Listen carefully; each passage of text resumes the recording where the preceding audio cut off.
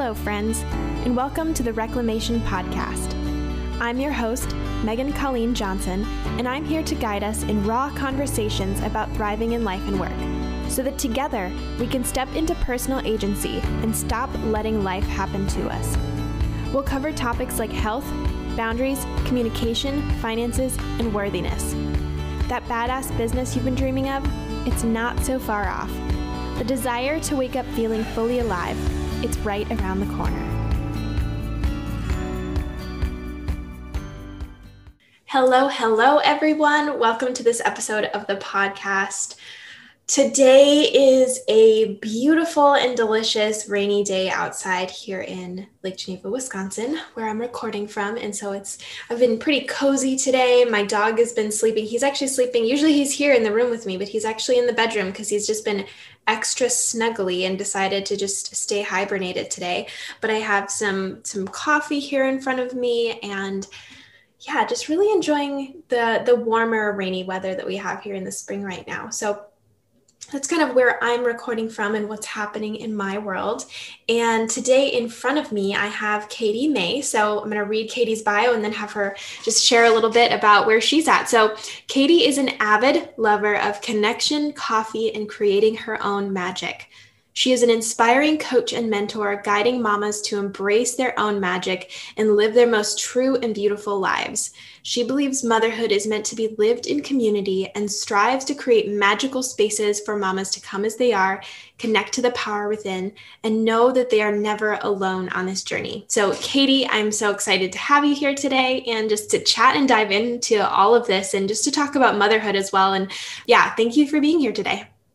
I am so glad to be here. Thank you so much for having me and just holding this space for us to chat. I'm so excited. Yeah, absolutely. So I'd love if you can share a little bit about like what's around you right now, kind of where you're recording from, fill us in so people can kind of picture where you're at. So I am recording from my tiny little corner of my bedroom, which has now become my office space through quarantine. And I have a lovely little candle going just to add a little glow to my space. And I'm drinking my lemon water because I just needed to hydrate this afternoon. And yeah, I have one of my favorite things in my little tiny corner is I have a moon cycle hanging and a little banner that says breathe with beautiful colors from Morgan Harper Nichols collection. So those are my little precious spaces over here in the corner.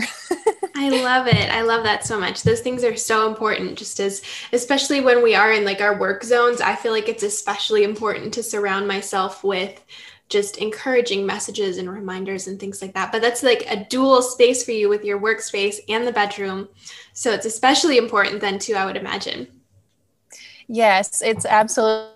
It's interesting. We went into quarantine. I didn't really have an office, and my husband has an office because he's worked from home for a while now. And I was like, I need a space.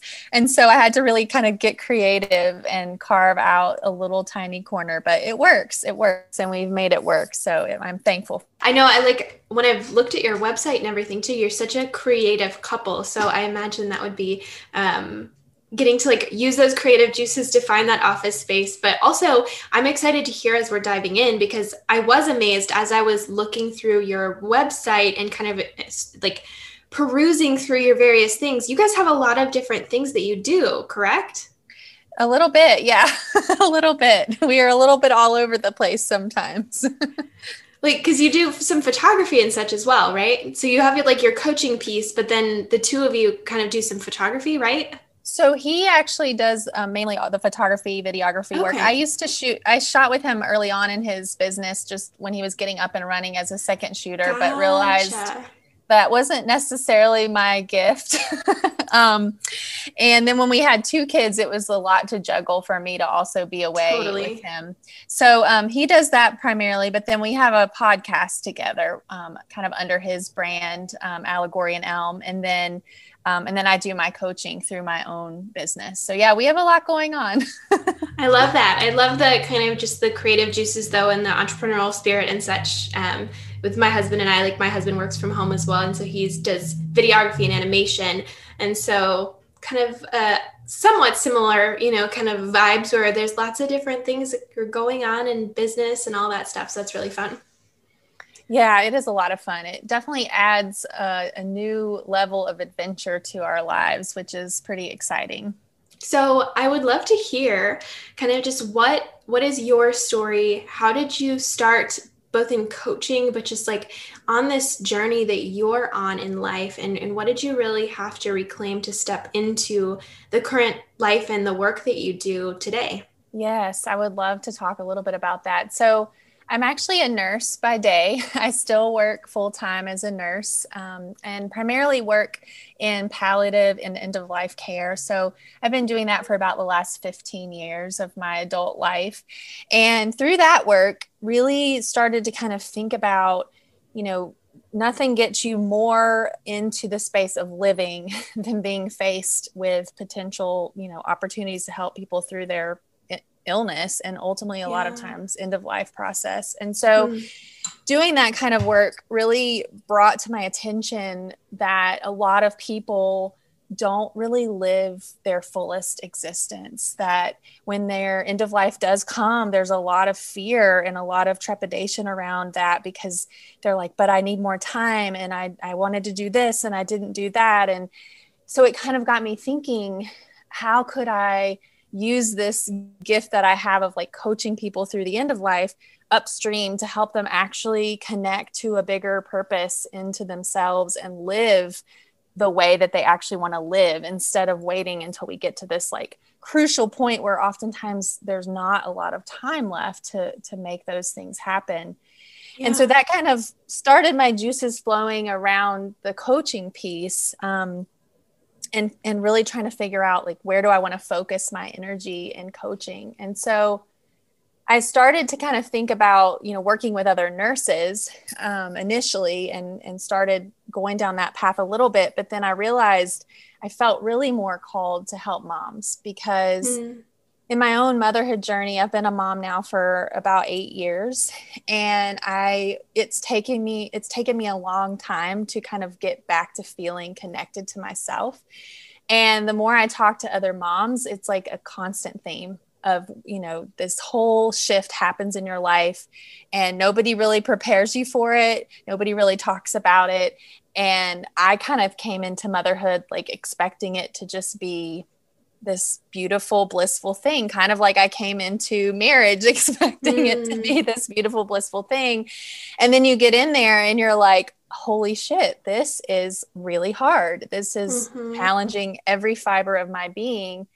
And so I wanted to really use a lot of the things that I was, had worked through, and I went to therapy and it's really dug into a lot of my past stories and things that were kind of keeping me held back, and kind of wanted to help other moms transmute that experience that maybe they were going through in the tough valleys of motherhood to actually use that as our entry into our own empowerment. Yeah, that's really beautiful and an incredible experience that you have as well, kind of with that nursing piece. I feel like there comes a point in our lives where we have loved ones that we see pass on and so on, but to experience that on a more regular basis and to actually witness that fear and that process almost of immediacy of like, realizing there's not a long time left. That's so interesting, and kind of how that drew you on your own path of sorts too, like reclaiming yourself as a mother, like that. I have heard that a lot. And so like my experience, I'm not a mother yet, but I've heard and witnessed that same thing where it's difficult because you pour so much of yourself into your children and into your new family that it can be really easy to lose yourself. So that's really beautiful to kind of hear some of your experience in that. What do you feel like was kind of the biggest takeaway for you as you kind of moved through that, especially in the beginning stages? Yeah. So I think what I was feeling, I guess I'll start with that. When I realized like something had to change, I was feeling really restless, anxious. I was, lashing out at my kids a lot, which was not at all how I wanted to show up as a mom, but it was just almost like I didn't know how else to respond. And so that was kind of my my red flags, my clues of, hey, something's going on here. Like, I think we need some support. I think we need some help. And, I think it's also interesting that as moms, a lot of times, we're not encouraged to seek a lot of help. I think that's coming around. I think there's a lot more focus on mom mental health and postpartum and getting support. And, it was interesting for me because I was like 2 years after my second daughter was born when I was starting to really feel all of this. So I wasn't really in that postpartum window. So I felt a little funny. Like I actually told my therapist, I'm like, is this like delayed postpartum? Like, what is this? And she was like, well, let's dive in and let's see. And, as we worked through months of therapy, I think it just was really a culmination of life happening. And I like to say now, like motherhood really being almost like an awakening point for me to realize like all of these things were being mirrored back to me.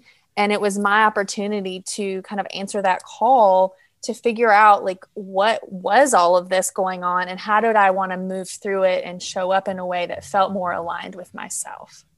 Yeah, absolutely. That feels very resonant for like obviously without the motherhood piece, but it feels very resonant from my own sort of like awakening journey and my kind of coming home to myself, where there was that similar stirring, that recognition of life happening to me and just feeling really unsure and like recognizing this is not how I want my life to be. This is not who I desire to be. I have very different dreams for myself. Like how can I shift this to make the most of my experience? And yeah, that's really, really beautiful. Do you notice when you're working with other like moms, is it a relatively similar experience that they're going through?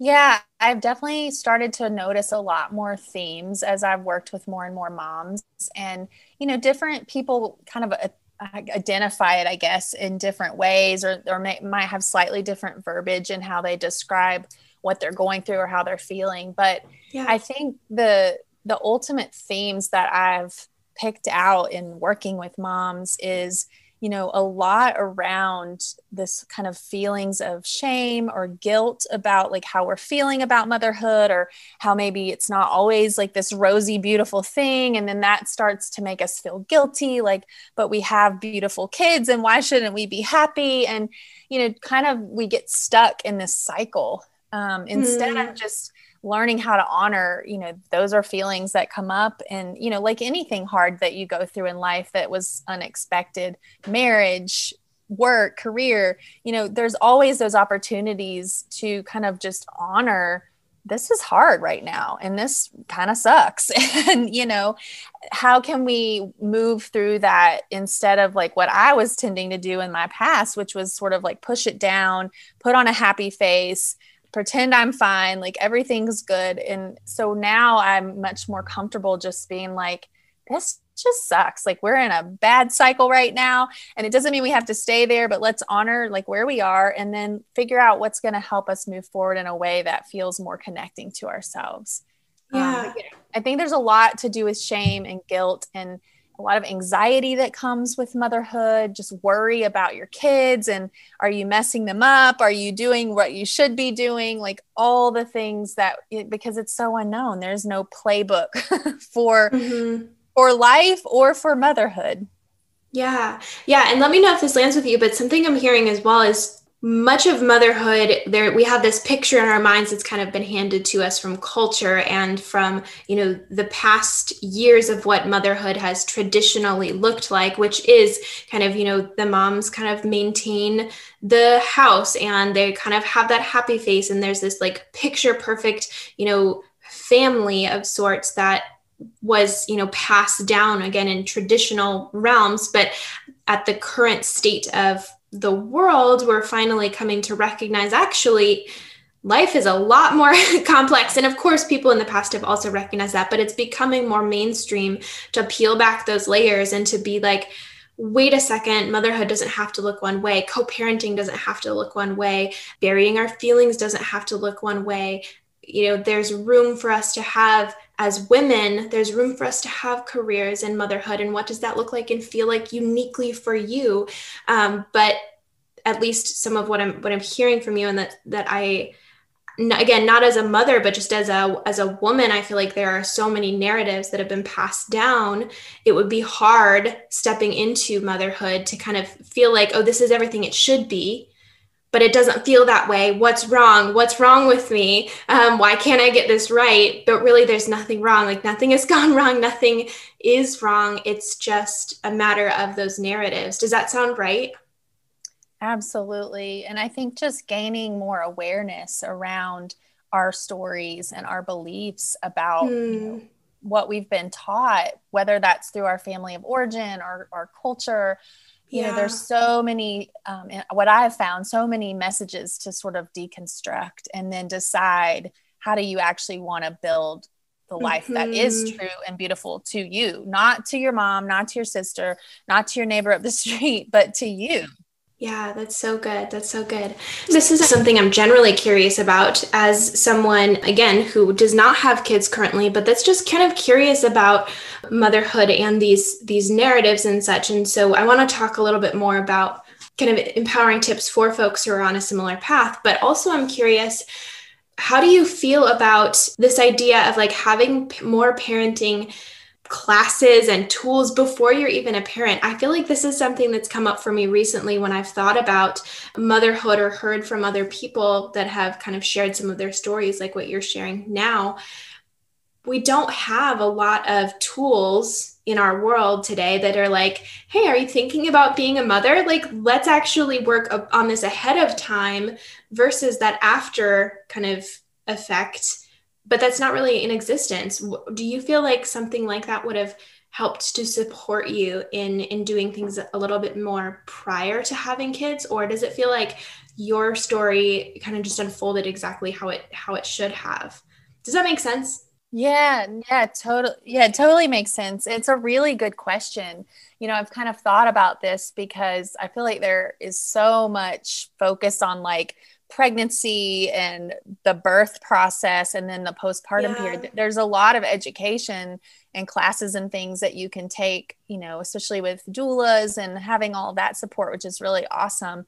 But then I feel like after that first, 4 to 6 months of your baby's life, it's kind of like, okay, now what do we do? Right? Like, we have this living being that we've been entrusted with, and what do we do? Right. And so I do think there's a lack of support and education for moms as their kids transition into different stages. And, it's interesting though, because I almost am like in my own story, I'm like, would I have sought that? I don't know, because I didn't know what I didn't know right beforehand. Yeah.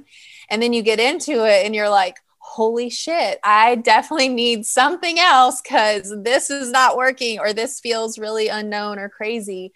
So I think it could go both ways. I think it depends on, what your personality is like and what you feel like you need. But I definitely think my kids, and I've heard this from other moms, because your kids are so, my kids at least, I have two different kids, two different human beings in my life that have different personalities, different ways of being, different things that like they, love and things they don't love. And so it's almost like you also have to tune in to your own child.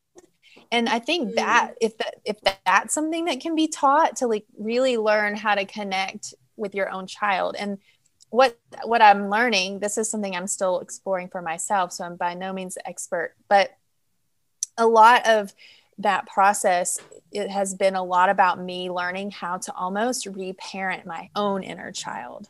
Yeah, definitely.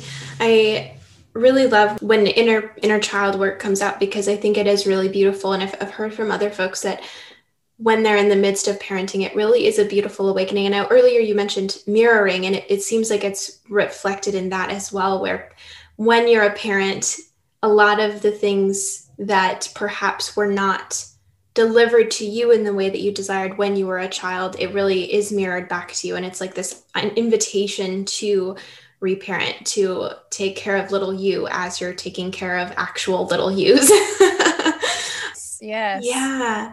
I'm curious. So you had mentioned kind of getting to know each of your children individually. Do you notice that each child mirrors back like different things to you, or is it kind of similar things? I'm just curious. Totally different things. I mean, my oldest child is very strong-willed, very headstrong, which I definitely have some of those traits myself. And so I think there's parts of us that rub a little bit differently than my other child, who's a lot more empathetic. I would say a lot more intuitive just to other people's emotions. And so she's a lot more sensitive. And so just trying to learn a little bit more about each of them, but then also reflecting on the parts of myself that, that's kind of, if there's tension or resistance or just feelings of like not connecting with each other, what is that about me that I can look at a little bit more closely? That's so interesting. So interesting. Hey, it's Megan here. We'll get right back into today's conversation. But before we do, I'm here to let you know just a little bit about my life coaching and creative consulting.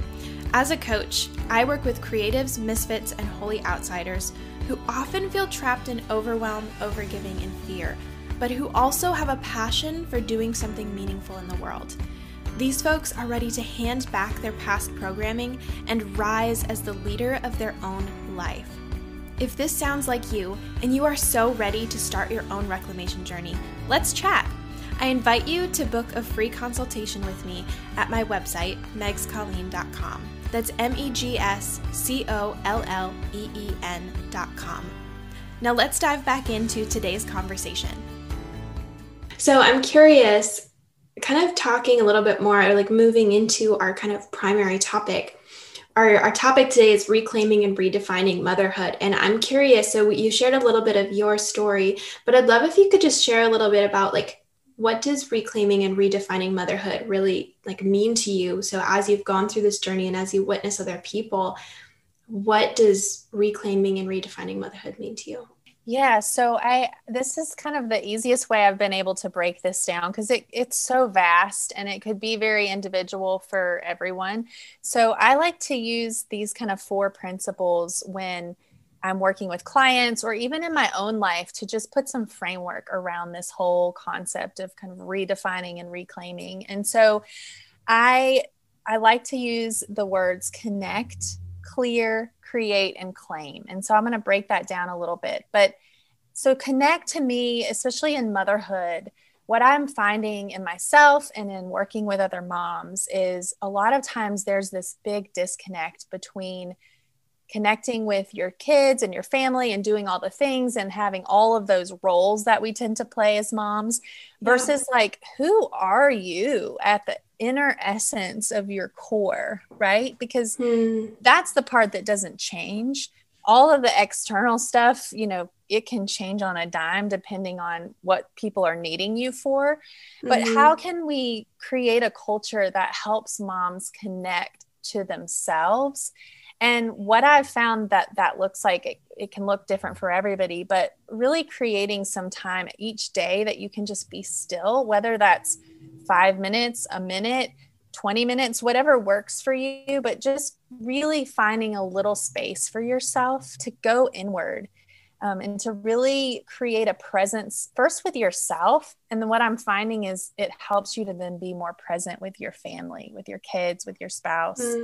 And then giving yourself some ease and grace, because I don't know a mom that I have talked to that isn't as hard on herself as anybody. I mean, we're often just in general as human beings, we're often our own worst critics. And I think for motherhood, it's for some reason amplified times 20.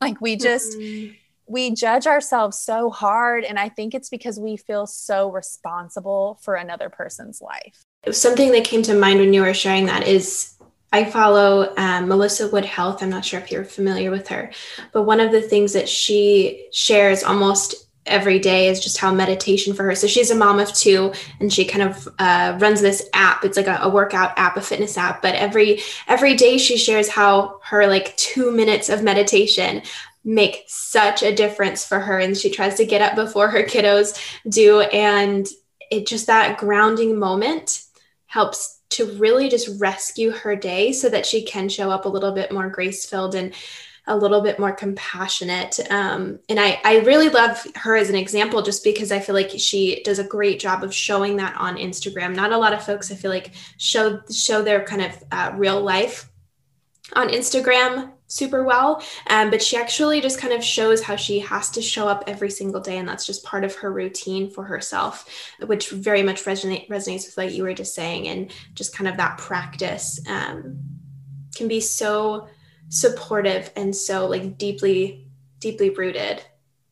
Yes, absolutely. I mean, I can almost predict on the days where I don't wake up before my kids. If my kids wake me up, it's going to be a lot harder to have a more centered, peaceful day. So even if I give myself 5 or 10 minutes before they get up to just breathe, show gratitude, meditate, drink a glass of water, whatever it is, it's just going to slow me down and like help me actually start my day how I want to start my day. It's going to go a lot smoother if I do that. Yeah, I love that. I love how you even just say like just a glass of water, just something so you're kind of getting the choice of how you want to start your day and not how your kiddos want to. Yes. And it's hard. I mean, I acknowledge it's hard because as a mom, a lot of times you're exhausted, especially if your kids are still waking up at night. And so it's hard to take that like 10 extra minutes to wake up a little bit early. So I get that struggle. But if I could encourage any mamas out there, it's like, just try it for like 5 minutes early, 5 minutes early, and see how that makes you feel. And then what I've found is, if that feels good, you're going to be more inclined to do it, and maybe even add on a little bit more time as you go through your journey. So the next kind of phase of this whole process of reclaiming motherhood, I think, is also to clear. And what that means to me is really focusing on our energy. I didn't used to really understand how energy affected me. And as a mom, as a nurse mom, especially, I am very empathetic towards other people. And I tend to take on a lot of other people's energy. And so what I was doing was basically carrying around the weight of the world literally on my body, where if my kids were upset, if my patients were upset, if anything had happened, I was carrying that inside of myself. And so learning how to identify energy in my body that was stuck in there and clearing it. And for me, that's really looked like a lot of body work, a lot of body movement, yoga, anything that can get me connected and grounded in my body to help kind of clear out some of that energy that gets stuck in there. Even journaling, breath work, anything like that. I think it's really important to have some practices in place, whether that's daily or even just a few times a week, that you can intentionally clear out things that aren't yours to hold on to, especially in motherhood. It's really helpful. Yeah, definitely. I love that. I know I have a few practices like that for myself, or just like for when I'm on podcasts or calls, even. I always have a few different crystals and rocks and things that I like to hold when I'm on calls, because it just allows me, if there's moments when I'm not feeling grounded or need to just kind of return to myself and kind of call back my energy, I just rub my stone, feel the textures on it. It just kind of like brings me back to my body and the sensations and the textures. And I love that as well, just like the yoga pieces and the breath work and such. That's such a beautiful encouragement and phase to kind of take on for yourself, managing your own energy. That's beautiful. Yes. I mean, I heard somebody say this a long time ago, that we don't really have energy, we generate energy. So if we can find ways to kind of generate our own energy and release energy that isn't ours, we can really be unstoppable. Yeah, I love that. That's beautiful. So good. Yeah. And so then the next phase of kind of working through this redefining, reclaiming motherhood is helping moms to create. And what I like to talk about in this is, letting them dream again. What I've found a lot of times with moms is we get so caught up in our kids' lives that we tend to forget some of our own desires and our own dreams. So really creating practices around helping moms vision and really work on some manifesting in their life. That's a really fun, juicy practice that I love working with moms, because it's almost like you can see when they allow that it's like this light bulb goes off and they're like, I am still my own being. I'm still my own human. And it gives them like a new level of energy for their own selves. And it's really beautiful to watch. And then the other part of that is just helping moms to create space to actually find time to play and rest. I think that's something that we so often neglect when we're kind of caught up in the hustle bustle of kids and activities and work and what our partner or spouse needs. And, it's so much going on in our lives that without that intentional play and rest time, we tend to get burned out. I love that creativity piece. I think that so kind of going back to what you had said about nursing and end of life and that kind of thing, I feel like that comes back to that, where sometimes we get so caught up in life and the to-dos of life, we forget to do those creativity pieces as well. And it's that essence piece as well. So as a mother, what I've heard and what you're kind of sharing as well is just that it's so easy to lose yourself. And when we get to come back to our essence and when we get to come back to those things we love, it's that spark that we need. So that's such a beautiful practice to bring people back to and to light back up. And crucial, like that's what the world needs more of, is like those people who are lit up by what they're here to do. So that's amazing. Oh, 100%. And, I even have this vision of moms living so fully into themselves that their families also watch that model, and then they live fully into themselves, and then that reaches out into their communities and then the world. Like it trickles down, right? When one person, it doesn't have to be a mom, but I love the thought that the mom is often like kind of the hub, not to leave the dads out, but let's just be real. The moms are the hub of the wheel in a lot of families, not always, but it's just like this beautiful kind of like that drop in the lake, and it just like ripples out to everyone else when a mom is living into her full self. Yeah. And then the other piece that I really, really work hard to help my moms understand is this claiming piece. And what does it mean to actually claim, and how does that look in your life? And for me, I've boiled it down to every day. How are we going to practice self-love and self-care? And what does that mean? Because those are kind of two buzzwords right now that we hear a lot. And I think for me, I used to think, especially around self-care, it was like, oh, well, I'll just get a massage once a month, or I'll get a mani-pedi, or I'll go out, with my girlfriends for a glass of wine every now and then. And that's self-care. While that's great, and it's not really what's going to refuel you on a daily basis.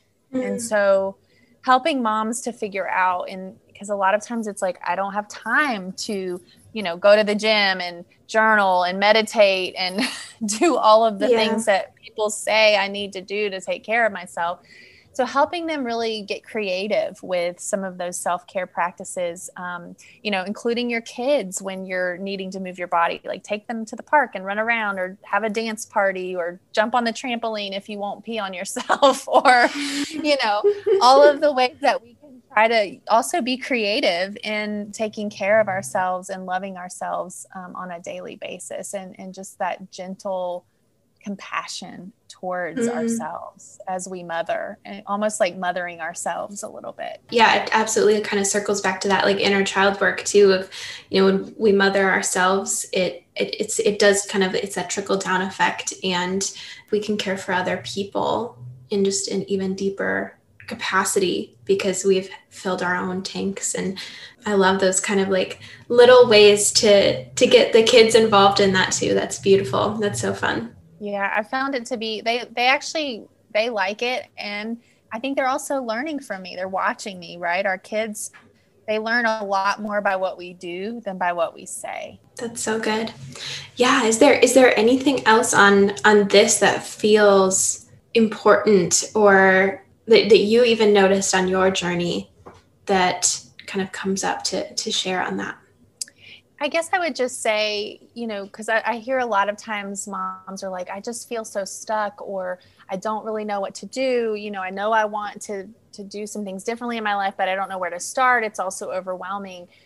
I would say just start somewhere. If you're feeling kind of this pull towards, creating a different way in your life that you know that you're not living in alignment with maybe your values or maybe how you'd like to be showing up, like how I was, reach out, get support, talk to a friend, and just start talking about what would make you feel alive each day. Yeah. That's so good. I'd actually love it for a moment, because I know one thing that did stand out to me in your bio is you mentioned that motherhood is meant to be lived in community. And that's something that I've heard from folks as well, is that motherhood can feel very isolating. And so I'm curious if you have anything to say for mothers who are out there who are seeking community, especially coming out of the type of year that we've been coming out of. Like Zoom just doesn't quite do it.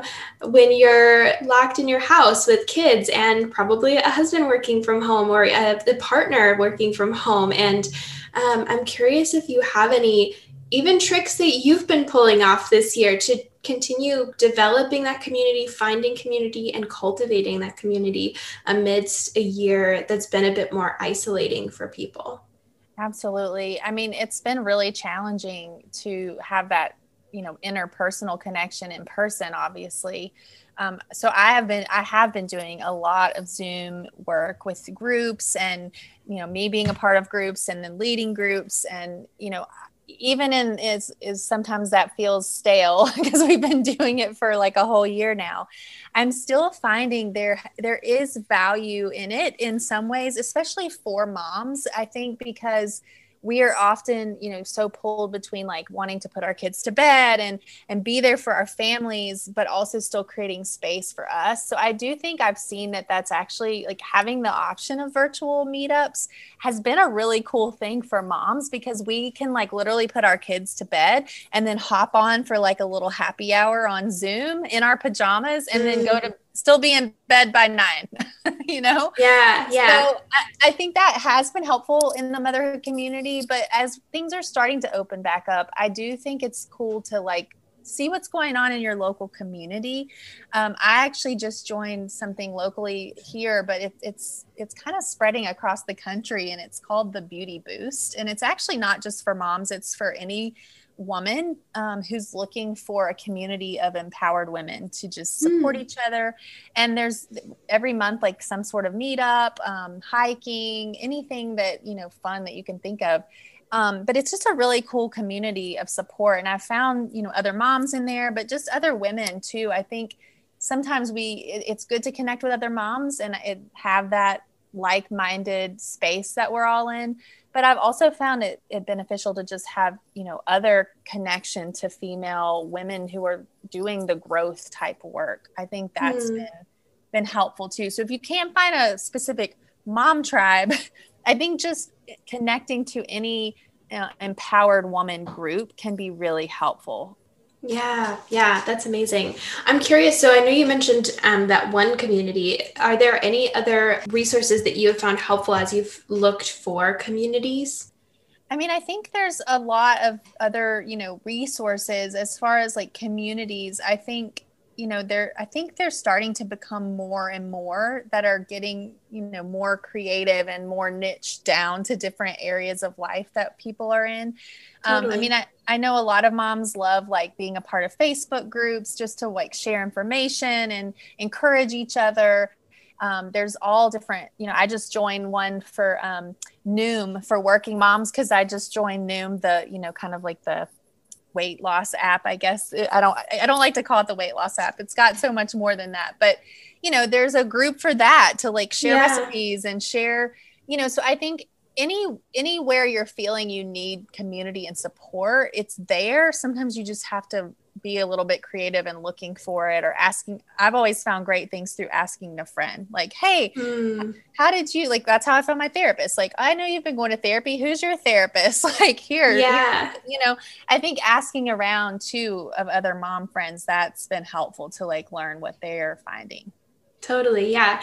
And I love that you highlighted the kind of Facebook group thing too. It's amazing to me. There is a Facebook group for pretty much anything these days anyways. Oh yeah. It's interesting to me when I go like searching things on Facebook. Sometimes I'm like, oh, there's a group for that. That's interesting. Yes. Yeah. It's crazy. Wild. So beautiful, so good. So before I move into wrap-up questions, I just want to ensure that we've kind of hit on everything that you feel is on your heart to share today. Yeah, I think so. I mean, the only other thing I would add is, if you're struggling with motherhood, reach out, ask for support.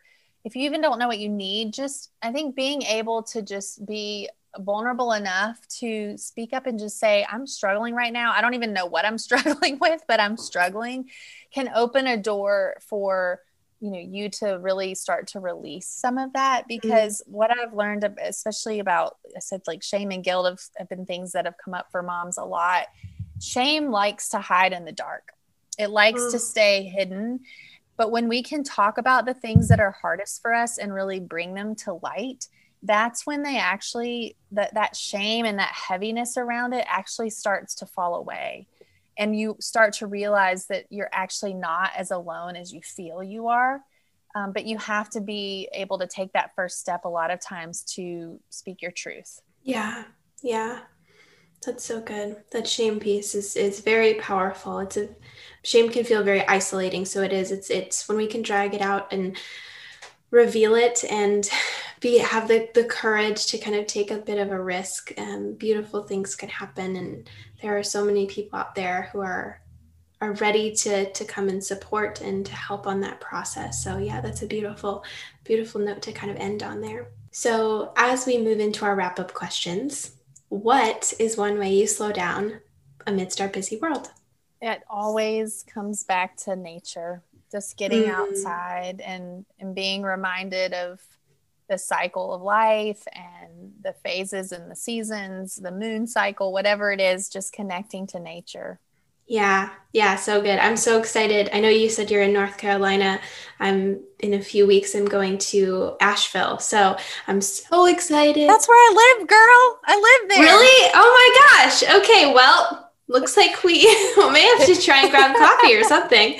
Yeah. I'm going to do it I'm hanging out with one of my girlfriends, and we're each doing a brand photo shoot, but we're making it kind of into a fun weekend. So I'm so excited to sit back in the Smokies. So my husband and I lived in Nashville for a couple of years, and I loved when we got to go into the mountains more regularly. So I'm excited to come back and breathe in that nature. So, and get to connect with new friends. So that'll be fun. That's awesome. Awesome. Well, I'll have to get your number or something so we can connect. I would love that. Perfect. And then who are a couple of your current role models? Well, I'm a huge fan of Brené Brown. I mean, who isn't? But I've actually started using her Gifts of Imperfection, which is, I think, one of her first books. But we use that actually in my mentorship program. It's sort of a framework for some of the themes that we dive into, because I just think her work is so connecting, and it's research based. So the nerd in me loves that, but on a deeper level, I think it just gives us common language. And so I absolutely love her. Glennon Doyle is somebody I've followed for years and have just found her to be profound and amazing, especially speaking to women and motherhood. And I just love her book, Untamed. So I've been following her for a while, but I love her so much too. Yeah. I know Glennon Doyle's friends with Elizabeth Gilbert, and actually right before hopping on this, I was watching Elizabeth Gilbert on a live, and I think I really admire her as well. I love her too. I love her book, So Big good. Magic. Have you read her book, Big Magic? I have. I started it in the beginning of this year. I need to finish it. I'm the worst with, I'm that person who goes halfway through a book and then I put it down. It doesn't matter who wrote it. Even if I really love the author, I just have an attention span of, I don't know, like a squirrel. But it's so good. I love her work so much. And Brené Brown as well. I was listening to Brené Brown's conversation with Laverne Cox, and that was really, really good on Laverne Cox's podcast. It was so good. Yes, I love it. And then how can we find and support you online? Well, you can always connect with me on Instagram at Embrace Yourself Whole. That's really primarily where I share content and stories and all the juicy goodness. And then, of course, you can check out my website, embraceyourselfwhole.com, and kind of look around there. And you can also find more information about my Magic Mama mentorship if you're interested in that on there. Yeah, that's awesome. Your mentorship sounds wonderful. It sounds so good from the little pieces you've shared throughout this. And I encourage all of the mamas out there to go give you a follow, and to everyone else as well, because you just have such a beautiful essence, and I love the work that you're putting out into the world. So thank you so much for joining me. And I am really excited that we might actually get a chance to meet in person. That'll be so fun. I know. Thank you so much. I'm so grateful for you to have me today. Thank you so much for joining me for this episode of the Reclamation Podcast. I hope it served you on your own reclamation journey, and know that I am rooting for you all the way. If you are desiring support on your journey, head to megscolleen.com. That's megscolleen.com to learn more about me and my current coaching offerings and availability. If you want to learn more about the show guests, head to the show website, thereclamationpodcast.com. And last, but definitely not least, if you found value in the show, sharing this episode with friends and posting a quick review is always appreciated. As always, reclamation is yours.